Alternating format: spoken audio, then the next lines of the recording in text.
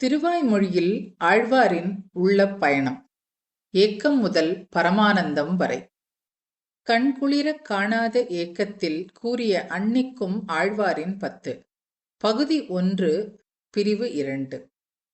பரதனுக்கு நான் 14 ஆண்டுகளில் திரும்புவேன் என்றது போல எனக்கும் சேரும் காலம் அருளமாட்டாயோ? இப்படி அகன்றிருக்க காரணமான என் பழைய கர்மங்களை வேரோடு போக்கி நான் உன்னை சேரும் வகையை அருள வேண்டும். உலகிலுள்ள அனைத்தையும் நிர்வாகம் செய்வதால் ஏற்பட்ட பெருமிதம் உடையவனே, பொன்னை போன்ற ஒளியையும் கற்பக மரத்தின் கிளைகள் போன்ற 4 திருத்தோள்களையும் காட்டி என்னை உனக்கு மட்டுமே அடிமை செய்தவனே, இவ்விதம் அடிமையாவதற்கு ஏற்ற திருக்கண்களும் திருமேனியும் உடையவனே, விண்மீன்கள் வரை ஓங்கி நிற்கும் பவளக் குன்றம் போல் அளவிட முடியாதபடி விளங்குபவனே, உன்னுடைய திருவருளால் உனக்கு மட்டுமே அகப்பணி செய்வித்தாயே, பிராட்டியோடு திருக்குடந்தையில் வந்து சயனித்திருக்கும் திருமாலே, இந்த சேர்த்தியை நான் கண்ட பின்னர் உன்னை பிரிந்து என்னால் உயிர் தரிக்க இயலாது. தாய் தந்தையர் செல்வ செழிப்புடனும் தாராள மனதுடனும் அருகிலேயே இருக்கும்போது அவர்கள் குழந்தை பசியில் துடிக்கலாமா? முலைப்பால் தந்து நோயை விலக்குவது போல உன் திருவடிகளை எனக்கு தந்து என் உயிரை முதலில் தரிக்க வைக்க வேண்டும். பின்னர் சரீர சம்பந்தத்தை போக்கி அருள வேண்டும். வளைந்த வாய்கொண்ட திருசக்கரத்துடன் திருக்குடந்தையில் பள்ளி கொண்டு எல்லையற்ற அழகுடன் காட்சி அளிப்பவனே, அவதாரங்களைப் போல இங்கே அர்ச்சையிலும் நீ எளிமையாக இருப்பது அடியவர்களுக்காகவே அல்லவோ? உன்னை காணாமல் ஏற்பட்ட என் துன்பங்களை போக்கி எனக்கு உன் அனுபவத்தை அருளினாலும் சரி, அவ்வாறு செய்யாவிட்டாலும் சரி, உனக்கே தஞ்சம் என்ற உறுதியை அழிக்காமல் பார்த்தருள வேண்டும். எல்லா பாவங்களையும் நீக்குவேன் என்று நீ சொன்னதை செய்வதும் செய்யாததும் உன் இஷ்டம். ஆனால் நீயே கதி என்ற என் நிலையிலிருந்து நான் மீளமாட்டேன். எந்த விதத்திலும் குறையற்றவனான எனக்கு நீ மட்டுமே புகழ், வேறாரும் இல்லை. உன்னை பிரிந்து என் உடலானது கட்டுக்குலைந்து தளர்ந்து போய் உயிர் பிரியும் நிலையில் இருக்கிறது.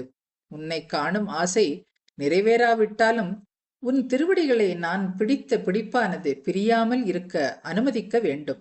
நீயே உபாயம் என்ற என் உறுதி உயிர் பிரியும் வேளையிலும் குலையாமல் பார்த்து கொள்ள வேண்டும். பல காலமாக உலக விஷயங்களில் காய்ந்த இலைகள் போல போன போக்கிலே வாழ்ந்திருந்தேன். உன்னிடம் ஈடுபாடின்றி சம்சாரிகளோடு குலாவி துன்பத்தில் உழன்ற என்னை வசப்படுத்தி உன் திருவடிகளின் கீழ் அடிபணிய வைத்து கைங்கரியங்கள் செய்து கொண்ட அம்மானே, நித்திய சூரிகளின் தலைவர்களான கருட விஸ்வக்ஷேணர்களுக்கும் தலைவனே, உலகத்தின் மூல காரணமான மூர்த்தியே, எங்கும் ஒளி வீசுகின்ற சிறந்த ரத்தினங்கள் சேருமிடமான திருக்குடந்தையில் எல்லோரும் எளிதாக அண்டும்படி கிடப்பவனே, நான் கண்டு அனுபவிக்கும்படி வரவேண்டும். இன்னும் எத்தனை காலம் நான் காத்திருக்க வேண்டும்? என் நெஞ்சத்தின் உள்ளே உருவமற்றவனாக புகுந்து ஒளிர்ந்து வியப்பளிக்கும் மாயவனே, மாறாத திவ்யமங்கள திருவடியை கொண்டவனே, அனுபவிக்க அனுபவிக்க திருப்தி ஏற்படாத அமுதம் போல என் ஆத்மாவிற்குள் தித்திப்பவனே, உன்னை காண தடையாக இருப்பதும் உன்னால் மட்டுமே அழிக்கக்கூடியதான வினைகளையெல்லாம் தீர்த்து என்னை ஆட்கொண்டவனே, எளிதாக அடியவர்கள் சென்று சேவை செய்யும் திருக்குடந்தை பதியோனே, உன்னை காணும் என் தாகத்தை ஆற்றாமை தழும்ப கூறி உன் திருவடிகளில் விழுந்த அடியேன் இன்னும் எத்தனை திவ்ய தேசங்களுக்கு சென்று எத்தனை திருவாசல்களை தட்டித் திரிய வேண்டும்? நன்கு காய்ந்த மரக்கட்டைகள் போன்ற எலும்புகள் கொண்ட பூதனையின் உயிரை அவள் ஸ்தனங்கள் வழியாக பறித்தவன் கண்ணன். இவ்வாறு விரோதிகளை அழிக்கும் வல்லமை கொண்ட அவனுடைய திருவடிகளை மட்டுமே புகழாக கொண்ட நம்மாழ்வார் அருளிய திருவாய்மொழியின் இப்பத்தும் கண்ணனுடைய குழலோசியை காட்டிலும் இனிமையானது.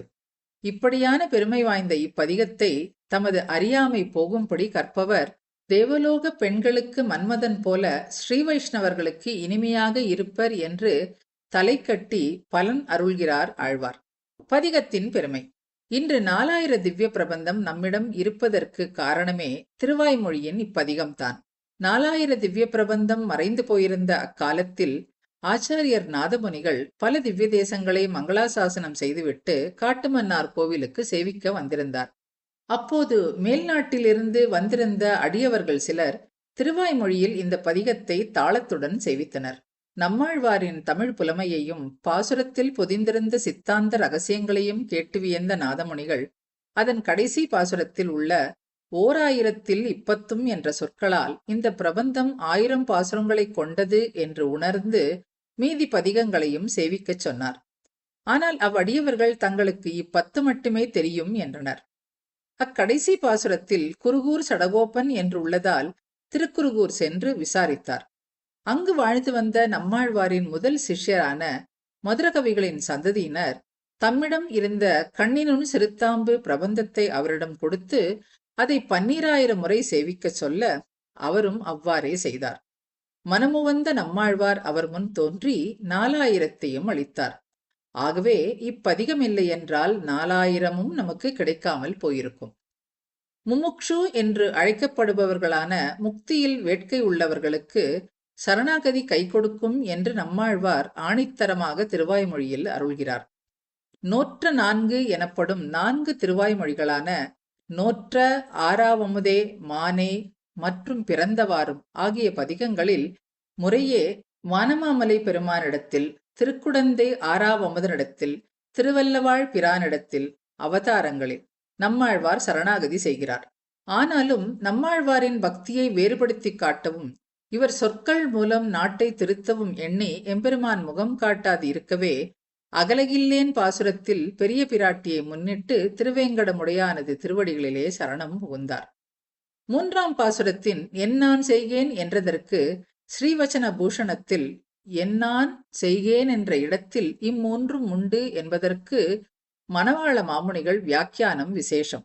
எம்பெருமான் தம்முடைய ஆர்த்தி கண்டு இறங்க காணாமையாலே தன்னை பெருமிடத்தில் சில சாதனானுஷ்டானம் செய்ய வேணுமென்று இருந்தானாக கொண்டு 1.